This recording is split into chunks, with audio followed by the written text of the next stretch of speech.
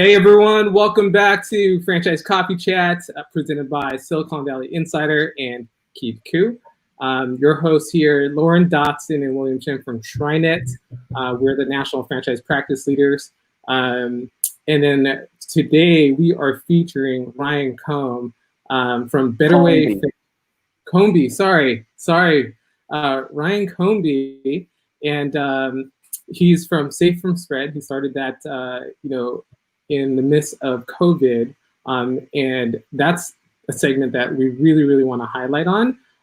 But let's go on with introductions first. Lauren, tell us a little bit about yourself.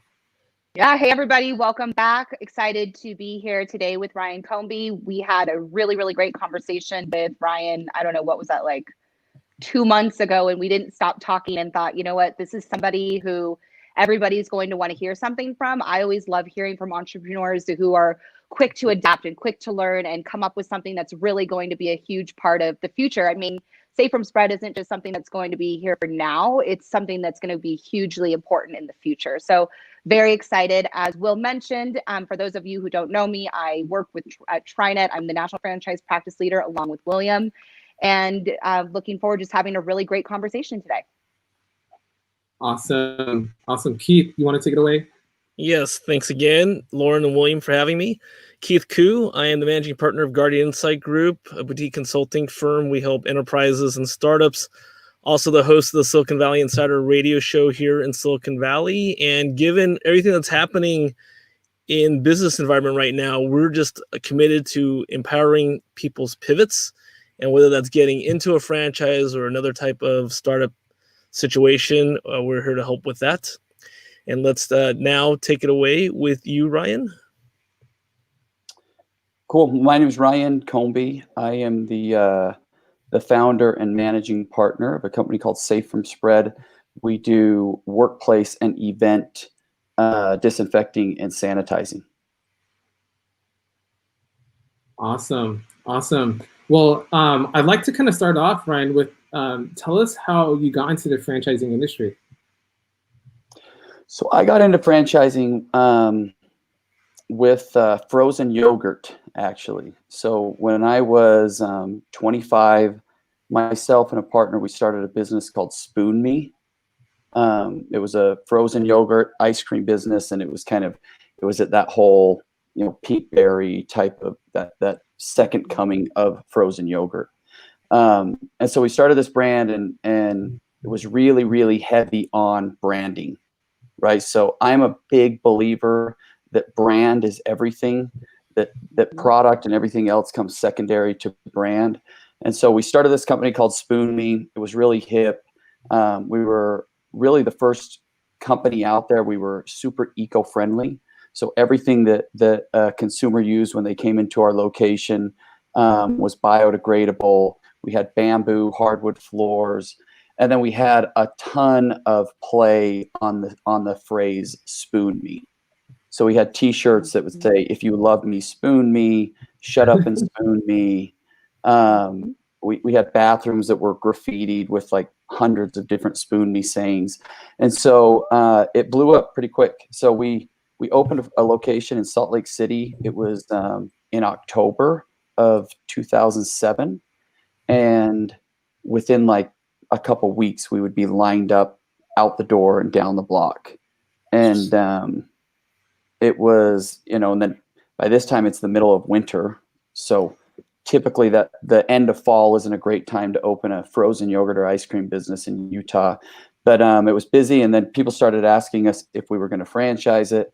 So we decided to franchise it, and I finished all the franchise documents and signed, all the legal stuff on St. Patrick's Day, March 17th on 2008. And we sold our first franchise like 16 days later. And then we ended up selling 86 units in a year and a half. Wow. And then it way outgrew what my capabilities were to kind of handle a lot of the CEO spots. So I moved on. I sold the bowl a private equity company. And then that private equity company hired me back to go and help them run things a little while later. So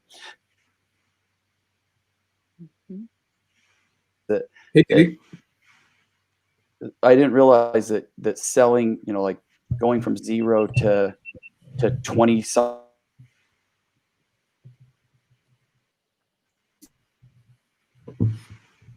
Ryan, I think you did. Ryan freeze, or is it me?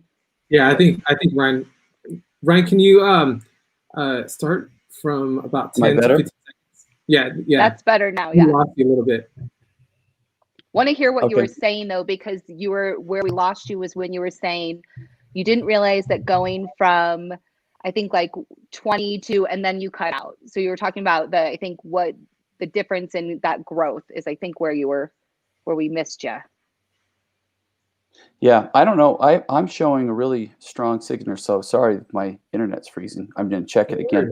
But yeah, so I just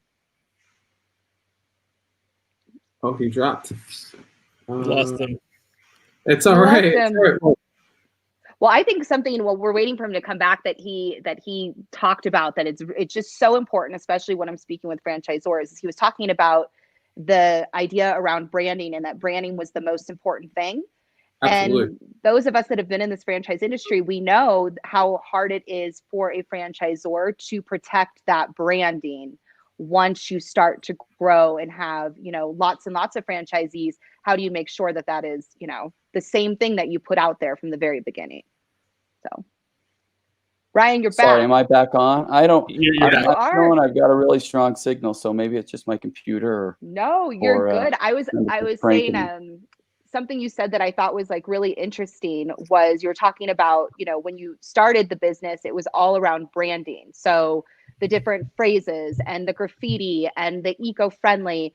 And, you've been in the franchise industry for a long time. And as a franchisor, that brand, the larger you get, the more franchisees you get, the harder it is to really protect that brand and how important that is. And in fact, I was speaking with somebody this week, earlier in the week.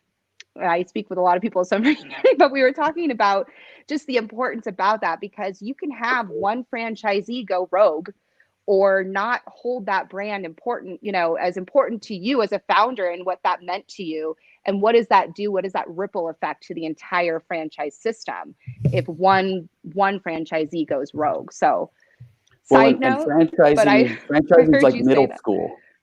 Right. Mm-hmm. So franchising is exactly like middle school. Well, you'll get a group of like 5 to 10 franchisees that are the cool kids and that just want to be jerks about everything else. And so trying to kind of manage that relationship can get really difficult. And when you're really strong on brand or experience, it's just like with any business leader, the person that starts a business or the business owner, they care this much. And then their employees care this much, right? And so then when you franchise, the franchisee might care this much, so their employees are going to care even less than your employees. So managing that kind of stuff is difficult. And the rule of franchising, I always tell everyone, is it was the first piece of franchise advice I ever got, but it is when you're a franchisor, everything good that happens to a franchisee will be because of them. And everything bad that happens will be because of you. And so, and neither which is true, but you start to roll out and it doesn't take long for franchisees to start saying, well, this is the way we should be doing it, not like this. And we had a lot of that with Spoon Me. Mm-hmm. Well, and you create a model as a franchisor when you're deciding that you want to franchise out your brand. You come to the table with a lot of these different practices in place, ready to go, because it's a proven model. So last week when we had Mandar on, he was talking about when he first got into purchasing the Massage Envies, that it was, for him as an investor, it was a predictable model. I buy this business, I follow the rules of what I'm supposed to do. At the end, I should have, X profit, and then in turn, I can buy another location. And so it all of those things are just so important. As long as the people follow the system, and that's what you put in place, right? To take care of your baby. Immediately, people start saying, "Well, my market is different. So it may have worked like that in LA, but it's not going to work like that in Chicago. And so they automatically want to start making tweaks and doing different things. And it's hard to keep that in line. And the reality of it is that no market is different, right? It's all the same. And I always say that to people. So if you're telling me that Little Rock is so much different than Dallas, are there no Subways there? Like, did Ford not open a car dealership there? Is McDonald's not selling extra value meals there? You know, it's like the markets are the same, and the systems will work. Mm-hmm. Absolutely. That's great. So, yeah, And, you know, oh, sorry. Go ahead, William. Yeah. I'd like for everyone to kind of also understand that, you know, Ryan's coming from a place. I know that you had mentioned that the private equity firm hired you back, but one thing that we didn't highlight was also that you have your own franchising consulting firm as well. And so you're used to advising on multiple systems, you know, and helping them as well. You know, as Ryan's talking, you know, it's not just, you know, he started, you know, his first franchise and then Steak from Spread. He's actually helped multiple franchise systems, you know, get to that growth stage as well. Actually, while we're on this, why did the private equity choose you, and what were their kind of like expectations and ask for execution? Well, it's primarily, I mean, when you're the founder of a brand, you have that kind of passion behind it. So it makes communicating messages, it makes selling franchises, it makes kind of directing the brand a lot easier when you have a founder in place that understands what the mission is from the very beginning.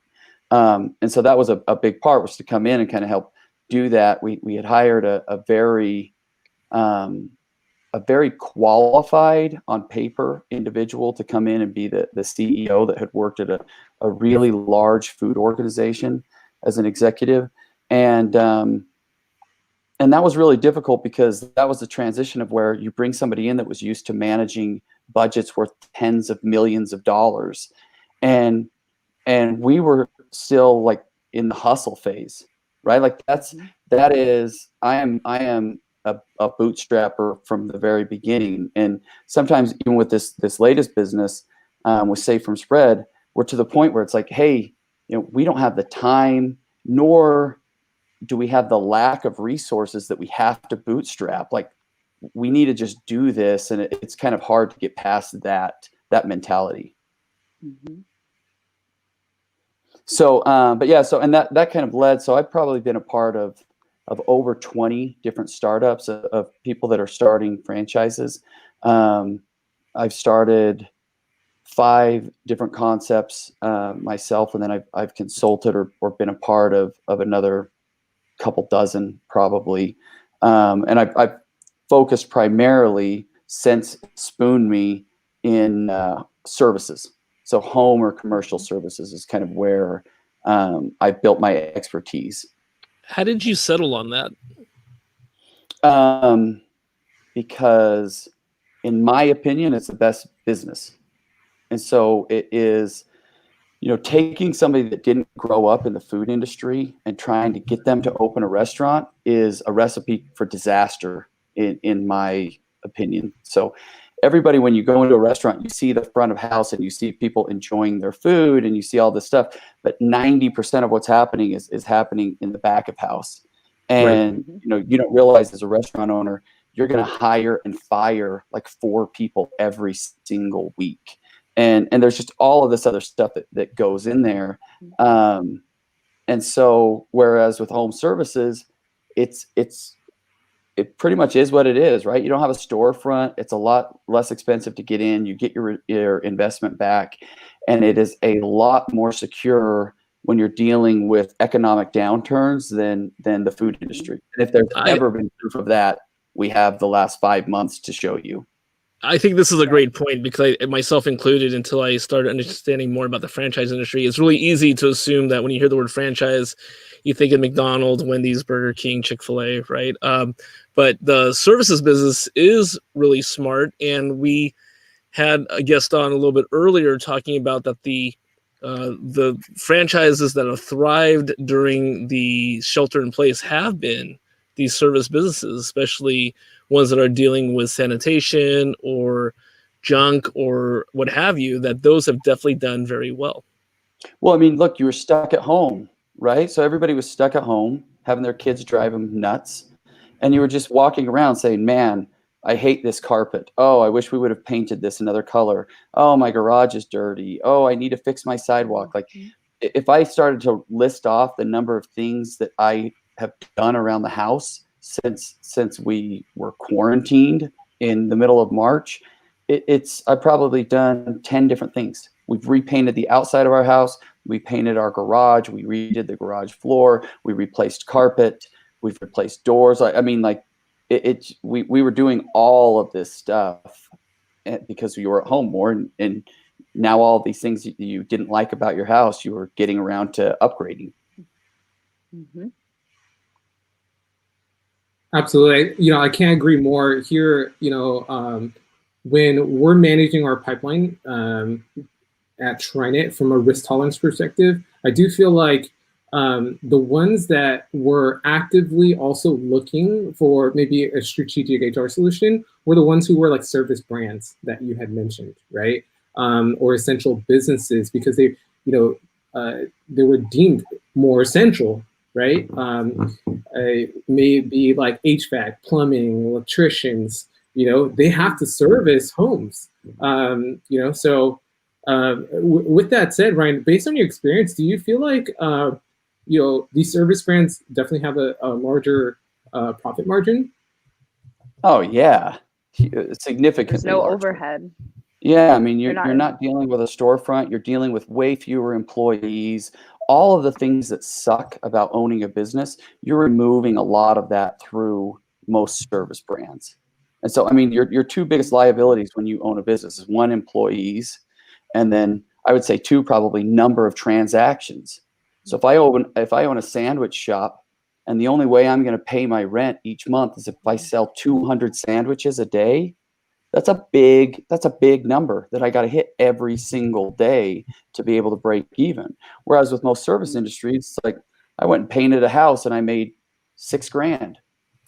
Right. And so Whoa. I might not be able to get another job this month, but my profit margin on that was big. I don't have rent to pay, and I'm dealing with far fewer transactions. I'd way rather make $10,000 off of 2 people than off of 1,000. Mm-hmm. Absolutely. One, I think it comes down to like doing a brand. If you're going to purchase a franchise, it's purchasing a franchise with something you actually want to do too. Because you're talking about, like, for example, the restaurants, right?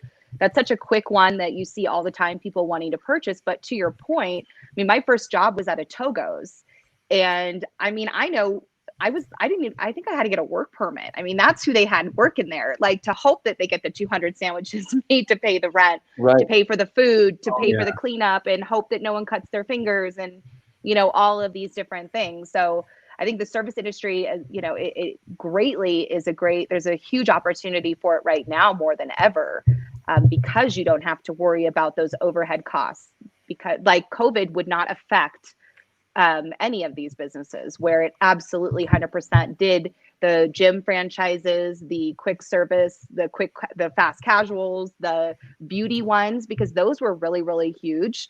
A lot of the like blow dry bars and those things were coming out, and now they're all at a set, or at a halt as well. So, and even like education franchises that traditionally were looked at as being really, really resistant to any type of recession, right? Because people are always going to need to take their kids to school, right? Until you can't take kids to school. And so it's just interesting how this whole thing is laid out. And it's interesting to me as I talk to people, because people will hit me up 3 or 4 times a week and say, hey, this is an idea I've got. What do you think of this business? And I'll talk to people that they say, as soon as we get over this whole thing, I'm going to start this business. I don't feel like the business that I want to do, it won't work with the way things are right now. And I'm like, well, then your business won't work, because the way things are right now, is the way things are going to be. The exception always becomes the rules, right? And so it would be absurd to be like, hey, I'm going to start my business as soon as this whole like social media fad blows over. I have a really good business idea, right? It's like, no, like these are things that are here to stay. You got to figure out how to adapt to that current environment. And if your business isn't going to work in that, then your business most likely is not going to work. Absolutely. And on the 100%. food I think side, sorry, go ahead. No, you go ahead. I want to hear what you have to say. Well, so on the food side, like I would be shocked if you don't see concept after concept after concept that will open up delivery and drive-through only. Like you will see a significant number of food concepts pop up that don't even offer dining on the inside. It will be drive-through and delivery. And the food concepts that came out of this the best are the ones that already had delivery and drive-through set up, and they were able to just move through it. So these concepts where it was kind of based on the experience of going into the restaurant, that's rough. I mean, how do you give that to somebody through a delivery option?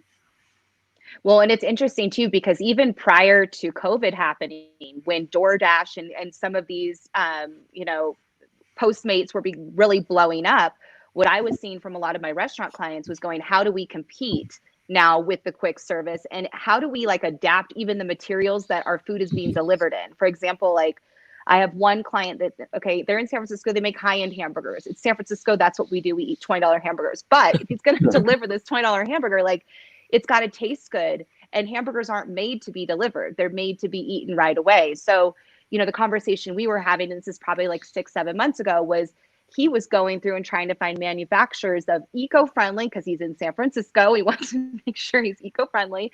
But also, how is he going to make sure that this, these particular, containers make the food taste as good so people keep coming back? So those are other things that if you have a restaurant, you now have to think about, where if you have more of a service related industry and you're pivoting that way, you don't have to think about those things.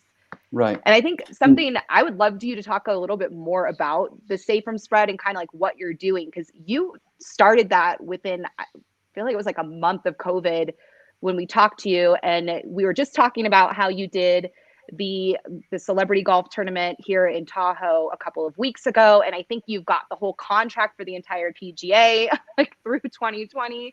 And I mean, I think that's an insane accomplishment to pivot and adapt to the new environment so quickly and come up with a concept that people need, right? It's also about, if you're coming up with a new concept, like think of something like, what do people need? What's missing in the environment today? And I know, my daughter does dance. I think we talked about this when we talked initially, but she now is going back into the studio, and they're in very small groups, like 2 at a time. But to me as a parent, if I were to know that, this studio was, sanitized by Safe from Spread, and, you've got, talk a little bit about the business, a little bit more about what you guys are offering, because I think it's an incredible concept and something that a lot of companies are going to want to have access to. Yeah. So kind of it pretty much started by, when things start to shut down, you look at things and you're like, okay, everybody kind of starts going through their stages of grief, right? Where there's denial, like there's no way that this is going to happen. And then you kind of move all the way through those stages to where there's acceptance. And the way I kind of started with this is I have one of my best friends owns a very large tech company. They're in financial tech, and his office was shut down. And all of these people I knew, their businesses were just being decimated. And so it started out by me just saying, I got to figure out a way how to get people back to work. What is a way we can get things reopened? And just because of the kind of person I am, I'm a researcher. Like I don't have surface level knowledge about anything. It's just I have a little bit of OCD, and so once I start getting into something, I go all the way in, and I started researching how you can kill certain types of pathogens and what you can do. And I started experimenting with different products.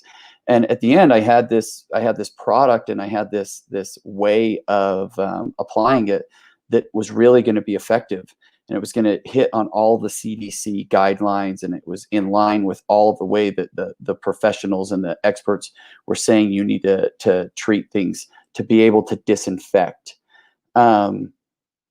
So I threw some floaters out there on, to people that own businesses, would you be interested if we came in and we did this in your office? And the response we got was huge. Like, people were immediately like, yes, how much do I need to pay you? And so we started booking some jobs. And as I looked at it, again, going back to brand, right? Brand is everything. And especially when you look at something like this, where we're killing something invisible with a product that's invisible, you better have a pretty good brand to kind of back that up. And there were a lot of different businesses that were getting into the sanitizing and the disinfecting, but none of them were doing just that, right? They were also doing like meth remediation or water damage or all this type of stuff. And so I saw a real opportunity where it's like, let's start a brand where that's all we focus on, because after COVID-19, there will be COVID-20, right? And there will be all these other things. And even from like an HR standpoint, the way HR treats someone in the office getting sick has changed forever, right? It is no longer, hey, William, thanks for coming in and toughing it out today and working while you're sick. Now it's going to be like, why would you come in if you have a runny nose? Like, you're going to need to go home. We're going to need to test you. We're going to have to disinfect everywhere you were. Like, let your colleagues know that they're going to be safe. Like, it's just changed. And so so we started creating a brand that was just kind of like in your face, like, this is the logo. It's like, it's a germ that's crossed out.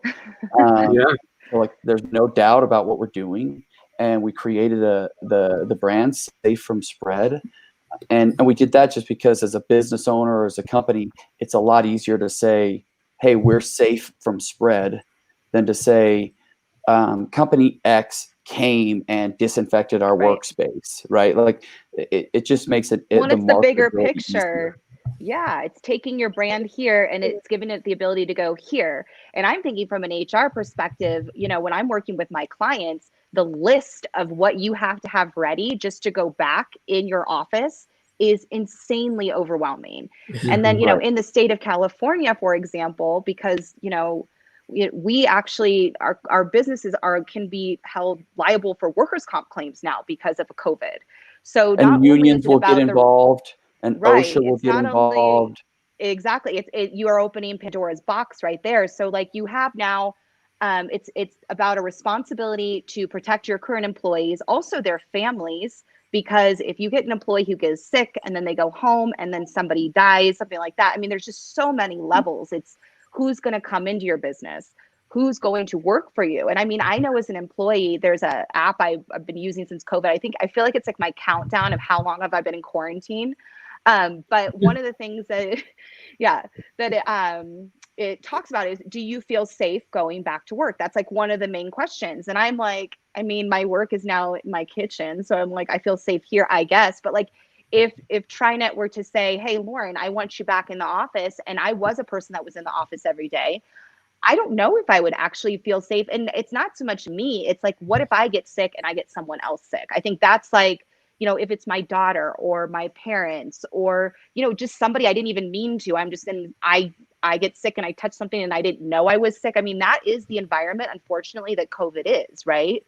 So, yeah. And it'll be that way. And when you've got professional athletes that are walking away from millions and millions of dollars by saying, my spouse is pregnant, or I have a child with asthma, or I have we have these health conditions within our family. Like, I can't risk that. So, it's one thing when you have a professional athlete that's supposed to go make $15 million to play in the NFL, and they say it's not worth it for me to go for the danger that's going to be my family.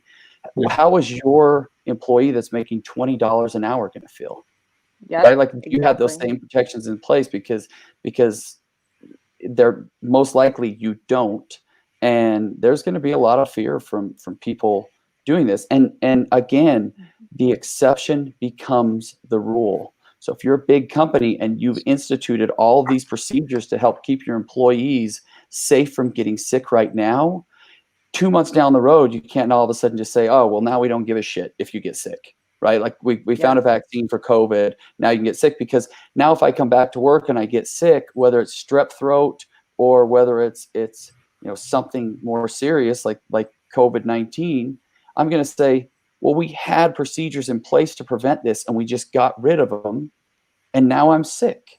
This is exactly what we talked about with Mandar last week, who is in the compliance field for franchise, that the way that big companies work or in the industry is once you set your policy and it can be audited and measured, if you're not adhering to your own policy, that's where lots of liability comes in.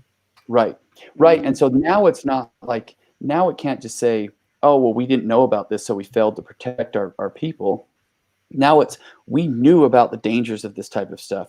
We actually figured out how to deal with it, but then we just decided it wasn't worth the cost. So now it's not negligence. It's full blown, just throwing it aside. You're liable for that at that point. Right. Well, and I don't know if you guys saw, but just recently, I know that there's now lawsuits coming out from families suing the employers of their loved ones who died from COVID. So it's, in addition to the workers' comp in California, in addition to the reputation, the brand, keeping everybody safe, it's just so many things coming at a business owner right now. Especially if you are a multi-franchise owner, or about a bunch of locations and a bunch of employees that you need to take care of. There's also sorry, go ahead. Just really quick, following up to what Lauren said, there's also competing legislation about whether more risk is whether companies are de-risked or have more risk. We don't know. The jury's out on which way our legislation is going to go. So I don't want to put a prediction, but yeah, there's definitely a balance between, this is why what Ryan is doing is so important. There's definitely a balance between employee interests and corporate interests, right? And this is where I think having a mindset that it's not a winner take all, that it has to really be, because you need employees to run your business. I think there'll be a lot more, what we see in the tech field is a lot more remote working, but definitely when you have a location, you will still need to figure out a way to protect that. And the legislation doesn't happen overnight, so. Well, and even legislation aside, and Keith, if you're in tech, you know this, like tech competes to show this is how cool our benefits are, right? Mm-hmm. That's why you get the tech companies that offer haircuts and they have the cafeterias and nap pods and gym memberships and all this kind of stuff. Like you, in order to have employees that are going to be dedicated to your brand, you have to be able to show your employees that you're committed to them, right? And that you're willing to do other things. It's not just like all about the bottom line. And like that employee comfort and even the optics of that type of stuff, it leads into everything that we do. So we film every treatment that we do, so that you'll get a video that you can send to your employees and their family that says, hey, we actually paid to have a company called Safe from Spread come out and they disinfected the whole place. And you can watch this video and you can see where they went through your office, where they went in and treated your office or went past your workspace. And like, these are the things that we're doing to do our best to make sure that you're safe here at work.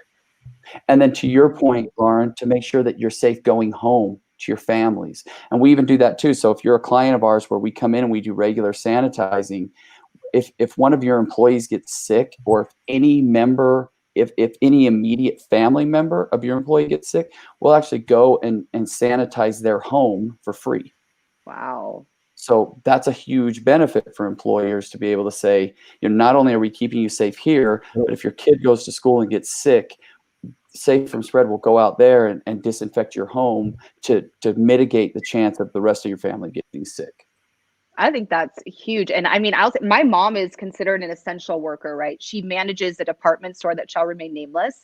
And, she's in her 60s and I worry, she's dealing with the public and, she's taking the best of precautions. But I could tell you, I would feel personally better if I knew that company had something like Safe Like Spread that I knew she was taking care of. And I knew that if she got sick, that my dad was taking care of as well, that they could go and sanitize their home. My parents, we want our parents around.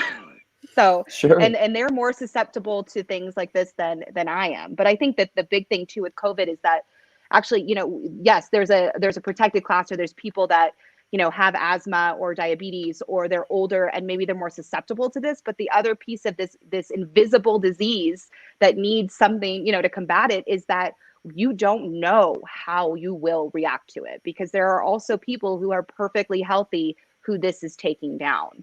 So Right. it becomes even more important than ever for businesses, especially these businesses with essential workers who are asking them to come back to work, that they have something like Safe Like Spread. I don't think there is anything like Safe Like Spread. So they have Safe Like Spread to, Safe from help spread. make sure, Safe from Spread, sorry, talking fast, to make sure that their business is protected, their employees and the families. It's amazing.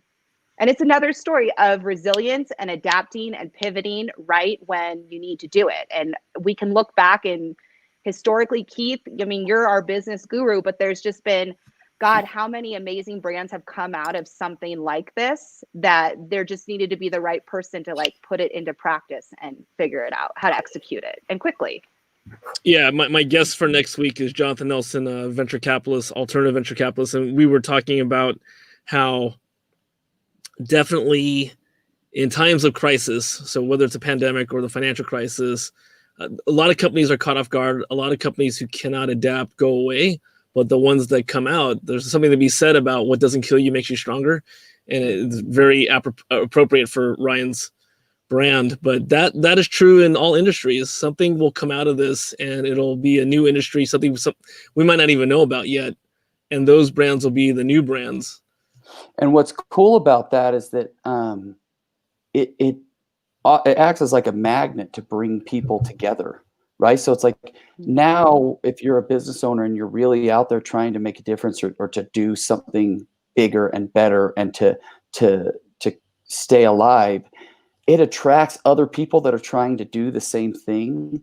And so it's pretty cool, because it brings other minds together that are really trying to push the envelope and do things.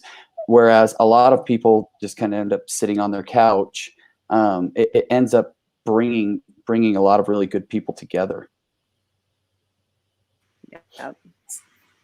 So, yeah, Ryan, Lauren and I talked to you about Safe from Spread maybe over a month or two ago, right? And during that time, we were so impressed with one, how fast you went to market, right? I don't think we even touched on that yet, but that shows how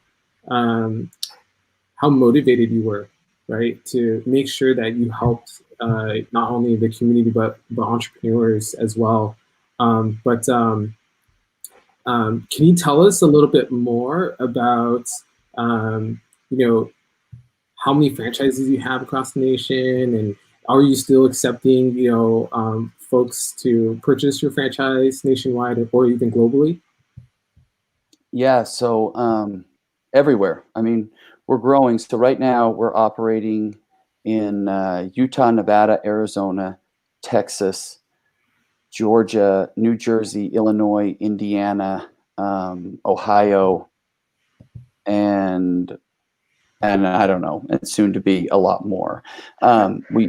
We ended up doing that deal. I think the first time we talked, I was just telling you guys how I was going to meet with some people from the PGA like that week, but that kind of turned into it's not officially the PGA, it's NBC Universal and the Golf Channel, and helping keep their broadcasts sanitized and safe from spread. But so since then we locked in a deal with them to where I think this week we're doing like 5 different sporting events, golf and NASCAR events for NBC Universal, which is spread into some other stuff. So it's that's been kind of hectic, because every single week it's you've got like 4 new golf tournaments on 4 new locations where you're hiring 4 to 10 new people and training them. And so that's kind of slowed the franchise growth a little bit.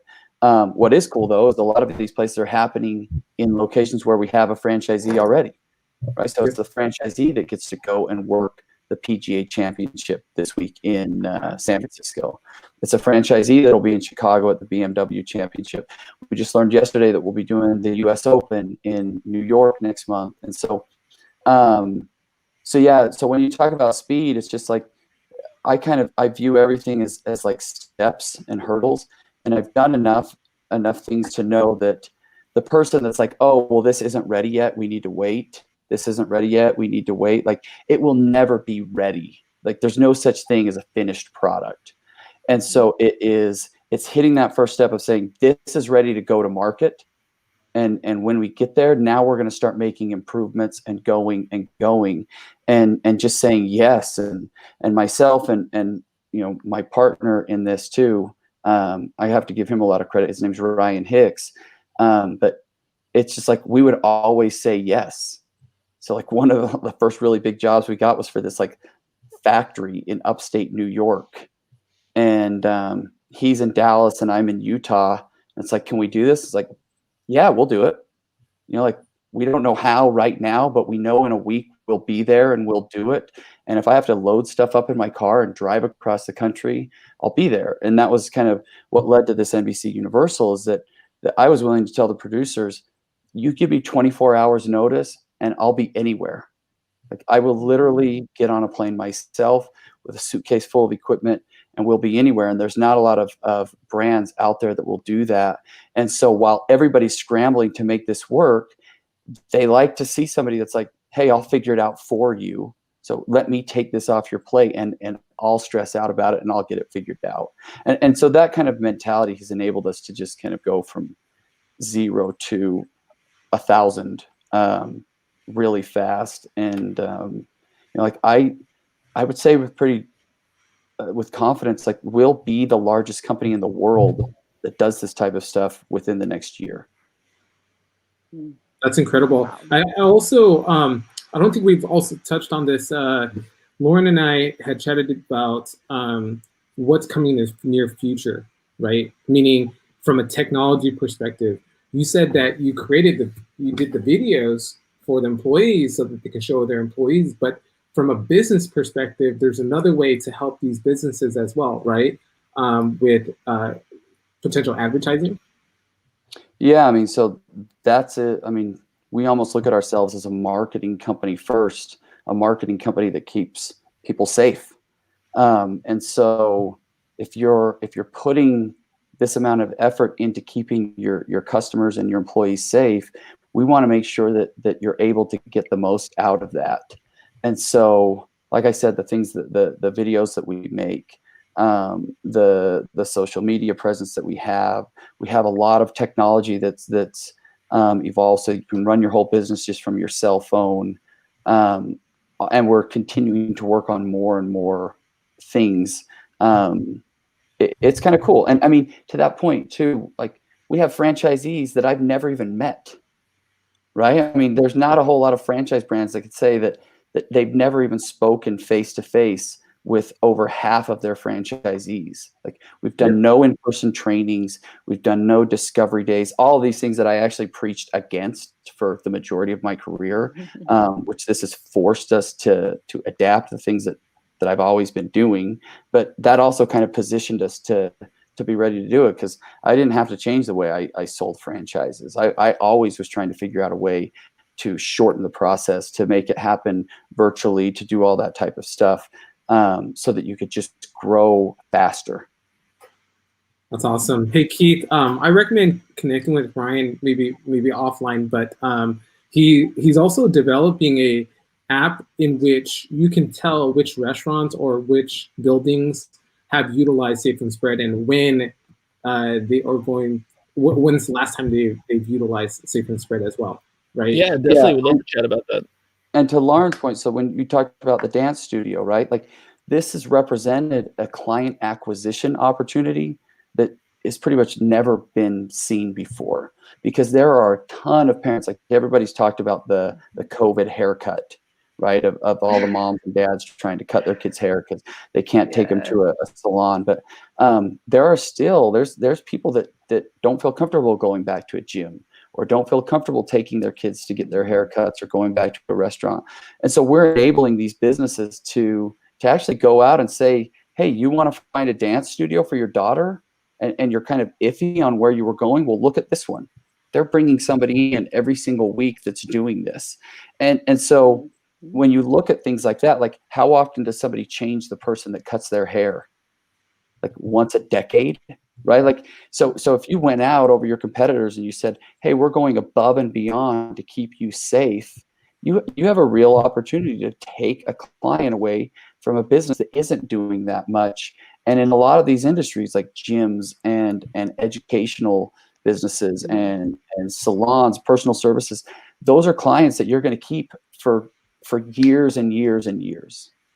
Well, I was just thinking too, like if I'm a business and I've been using like a janitorial service or something like that, if that janitorial service partnered with Safe from Spread, for example, that is, why would I not choose that janitorial service over another one? Just like side note, but I just started thinking like you should probably be targeting this janitorial services. I have some because I'm just thinking like, you know, these even more than ever, they are the ones that come in at the end of the day and clean. Like TriNet, I sit in the headquarters and I become friends with the people who are there, with the same people in our office that were there every day. And, you know, I just think if I'm the property manager or whoever is responsible for that, if I had a way of ensuring that not only is this building clean, but it is like superbly clean because of the fact that it's been actually sanitized, I mean, that's a huge an additional bonus there. Yeah, and we don't have time to get into the difference between clean, sanitized, and disinfect, but there really is a difference, and we disinfect, meaning to disinfect is to kill the 99.9%.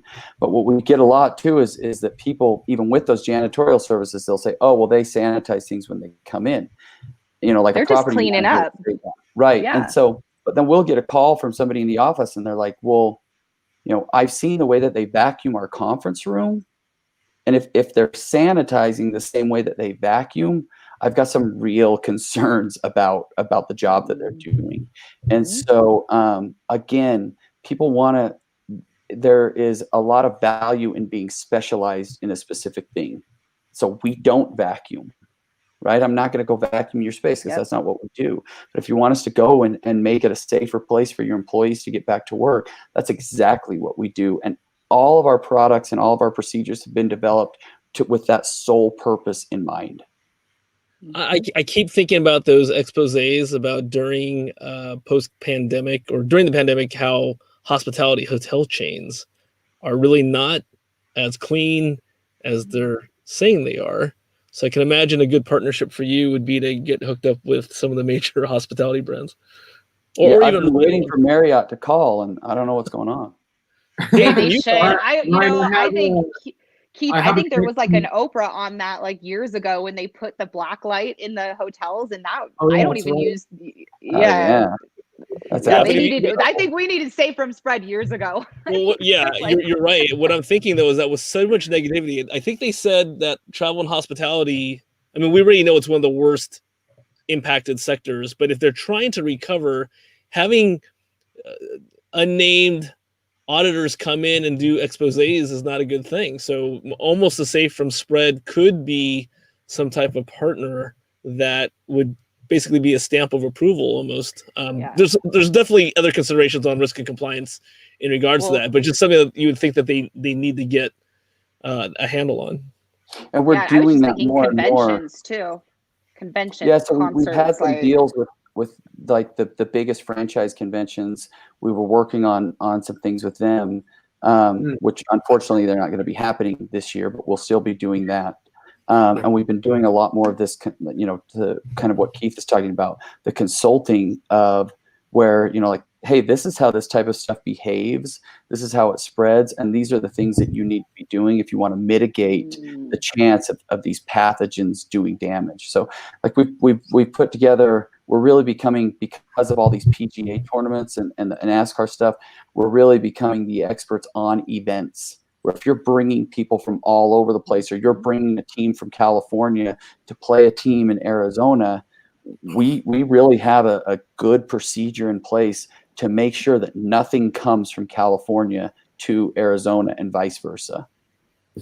Wow, Ryan, huge. hey, you know, sorry guys, this is my fault. I lost track of time because everything was so interesting for today's talk. But we're coming up to the hour. Typically, I kind of stop around 30 minutes with and start kind of like the Q&A session.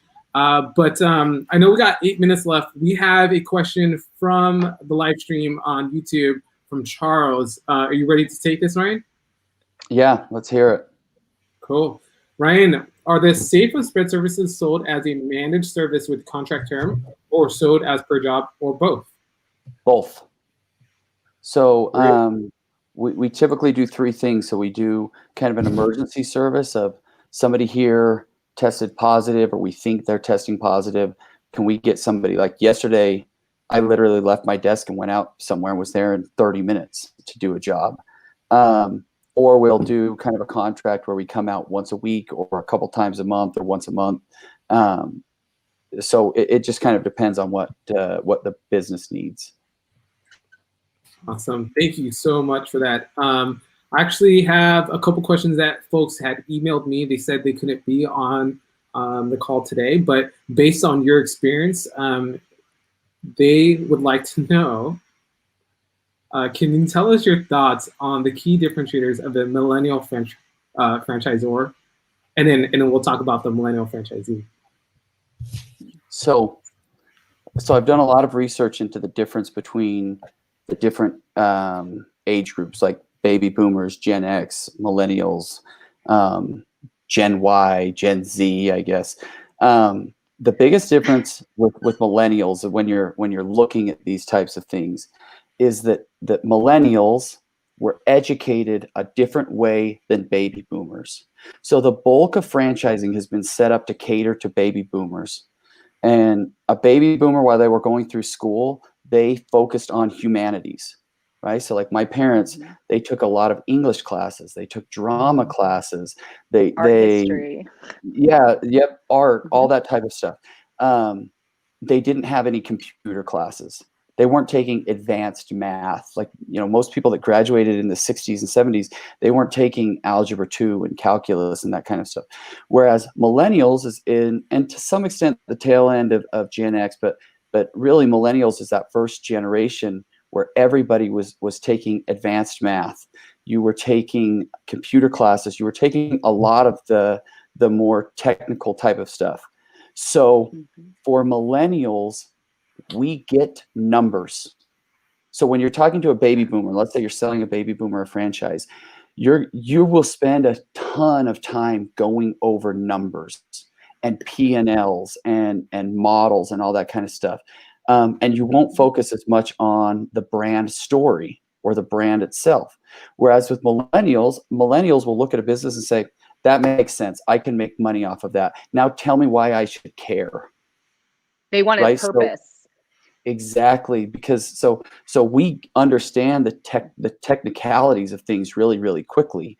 We want the more human aspect of it, whereas baby boomers may understand the human aspect a lot sooner, and they're going to need you to walk them through more of the technical type of stuff. So that's kind of as you're dealing with that, you realize that if you're dealing with a franchisee, now we're getting into the franchisees, but a millennial franchisee, if you say, we're going to spend $5,000 on this marketing campaign, the millennial franchisee will say, okay, well, that makes sense, because then if I get 50 customers off of that, my average lifespan of a customer is this, and I'm going to make this, I'm going to triple my investment. Whereas a baby boomer franchisee may say, $5,000, what are you, crazy? Yep. And it's like, well, no, let us walk you through the numbers. And they'll get stuck sometimes on that $5,000 because it's just a really big number. And so then you've got to focus more on taking them through the numbers of the campaign. Uh-huh. That makes sense? Absolutely. Yeah, I absolutely. You had said this earlier too. You were talking about the employees, like right when it's like your brand, like your business, and then when you start to franchise, like it kind of goes down like this.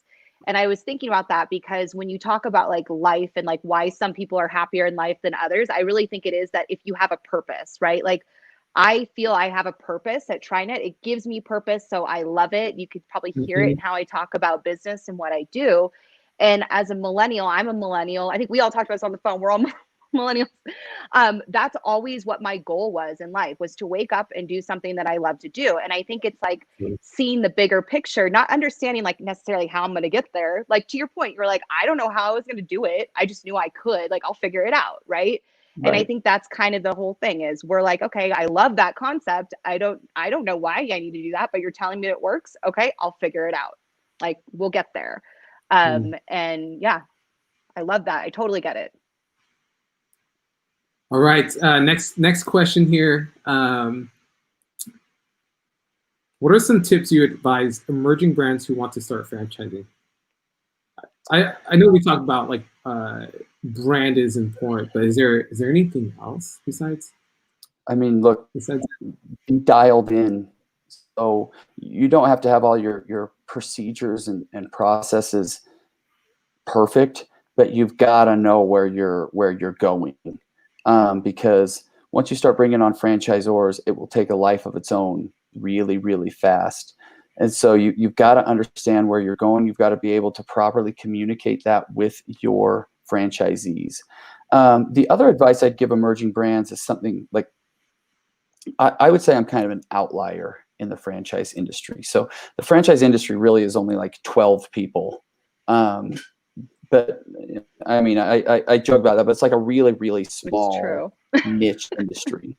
So you're going to hear the same names a lot. And because of that, you've got a lot of these like really old school practices. And there's a lot of people that have never really had to push the envelope or to do anything different, because there's only so many people that work in franchising. You're always going to be able to get a good job. You're always going to be able to do that. So as an emerging brand, I think you got to realize like, all right, well, let's look at how things have been done, and then let's figure out a better way of doing that. That's why my consulting company was called Better Way, right? Like our logo was a maze with a line around, like trying to navigate the maze, just drive around it and keep going. But so like sit down and look at what your goals are. And I talk about this all the time, where it's like, well, what is the goal of the franchisor? And franchisors will say, my goals is to get to 100 units. And my goal is to get to each unit doing $25,000 a month in revenue. And I want to be at a 30% margin and all this type of stuff. And then as you start looking at it, you're like, okay, well, what are you doing for that goal? Because last year I saw that you raised the cost of getting into your franchise by $100,000. Like, how the hell is that getting anybody? How is that going to get you to 100 units faster? You just made it harder to open, right? How's that going to make your franchisees more profitable, because you just made their loan more expensive? You just did all of these things. And it's like, they just hear people talk about, oh, well, I don't know, I just heard that you had to charge $45,000 for an initial franchise fee. Or I heard people won't take your business serious unless it costs 150 grand to get into, or 300 grand to get into. And it's like, that's so dumb. You know, like I would tell you that the franchisees that we have in Safe from Spread right now in this new business, I've been in franchising a long time. You can take the largest franchise brands in the world and pick out their top 15 franchisees, and our first 15 franchisees in Safe from Spread would match up head to head with them. Like, these are super successful people, and they're crushing it in this business. And I'm financing people to get in. Like, people are starting this business for under $10,000 and getting their investments back, like, you know, very, very quickly. And so just do things that are going to help you accomplish your goal, and keep in mind that your goal has to be the success of your franchisees. That's really where people lose it. It's like, oh, well, how can I make $10 million? And it's like, you can't if all your franchisees suck. Yes. You know, you actually just touched on the very last question that we had, was what makes a franchisor successful, starting off as an emerging brand. It really is like just making sure that you are there for your franchisees as if, you know, that was your business, right? And you kind of still, you own the brand essentially, but you're owning, you know, their process, their SOP, making sure that they're successful as well. So, yeah. Well, there's a morality behind it. One, right? Like the reason I think it's stressful to be a franchisor is because this is a person that actually invested potentially their retirement money into my idea. Like that's a big deal to me and something that I take serious. But as a franchisor, and you would think that this is normal, but I would say in the majority of like board meetings and different types of things I've been in with really large franchise brands, they're never asking the question, is this what's best for our franchisee? And really every decision you make should start and end with, is this what's best for our franchisees? Because your futures are intertwined, right? They're impossible to be separated. So if you're taking the approach of like, oh, well, this will make us more money on our products, or this will make us more money off of marketing fees or whatever, it's like you're way behind. Like it's got to be, how will this make our franchisees more money? Because when they make more money, I'll make more money. And how do they care about your baby and your brand as much as you do? I mean, we talked about at the beginning of the hour how one franchisee who goes rogue could potentially affect the entire brand, which isn't just the franchisor, that's all the other franchisees that you have purchased your brand, right?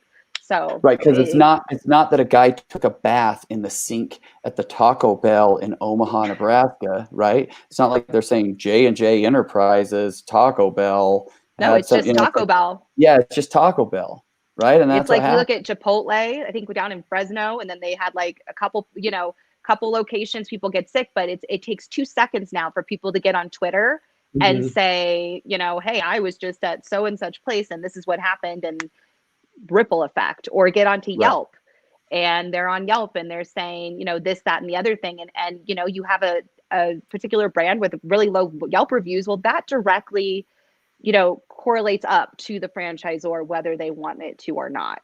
So I think to your point, every other franchisee. Exactly. Yeah. Well, we're up at the hour, and Ryan, I just want to thank you so much for joining us today.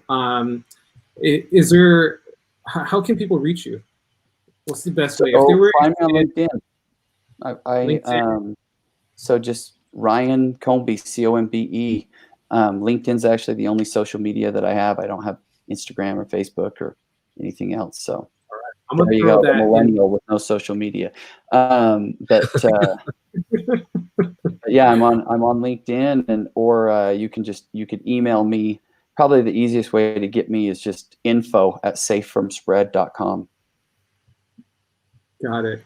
Thank you so much. So I'm going to add that into the comment section and live stream. But any closing comments from Lauren, Keith? I do not. And somebody's about to start, I don't know, sawing or something up here in Tahoe. So you might not even be able to hear me in a second. And my cat just came out of the room and he's loud. So, but no, I think this was amazing. I got a ton of information and value out of it. And just really excited to see this brand just blow up. And, continue to see what other successes you have, because we know this is just one of many in the future. So I think it's a great story. I'm really proud of what you've accomplished, Ryan. I think it's also a good inspirational message for those who are in transition right now, that you can always pivot. You can always think of your own idea and really run with it and scale it. So congrats. Thank you. I appreciate you guys having me on. It was, that was fun. I appreciate it. Yeah, awesome. We're happy to have you. I mean, look, the day that Jonathan Barber said, hey, you have to have this guy on, we're like, okay, cool, let me go reach out to them. And then once we called you, we're like, oh man, this guy for sure, we need to have him on, because one, franchising expert, but part two, that your pivot of the story, just like Keith has mentioned, is extremely inspirational, right? But also it's in which now you're making it available for other folks who want to become an entrepreneur and start a franchise, do it in a way where you've already kind of paved the path for them, So, and we're doing it to people that typically may not have been able to launch their own business. That's a big part of what my goal was too. Is like, it's to be able to launch a business that costs $300,000. You've already had to have had a lot of opportunities in life. right? Because it's not just like random people that can, like, we figured out how to do this at, like, literally, if you could get approved for a credit card for 10 grand, I can have you in business next week. And think about the people that lost their jobs right now. This is a huge opportunity, and never to have to work for somebody again. And I think of as a franchisee, that's like one of the goals, right? Business and work for yourself, make a profit.